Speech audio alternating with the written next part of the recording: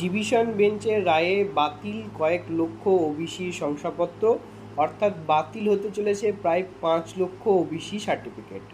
2010 সালের পরবর্তী রাজ্যের সব ওবিসি শংসাপত্র বাতিল করার নির্দেশ দিল হাইকোর্ট। তো ভোটের মাঝে ওবিসি শংসাপত্র নিয়ে বড় রায় কলকাতা হাইকোর্টের। 2010 সালের পরে তৈরি হওয়া সমস্ত ওবিসি তালিকায় বাতিল থেকে 2024 পর্যন্ত রাজ্যের প্রদান করা সমস্ত ওবিসি সার্টিফিকেট বাতিল করে দিল কলকাতা হাইকোর্টের ডিভিশন বেঞ্চ।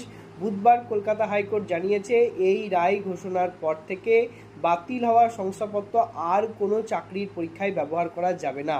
হাইকোর্টের এই নির্দেশের ফলে বাতিল প্রায় 5 লক্ষ ওবিসি সার্টিফিকেট।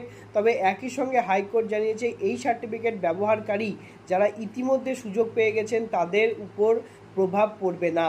কলকাতা হাইকোর্টের বিচারপতি তপব্রত চক্রবর্তী এবং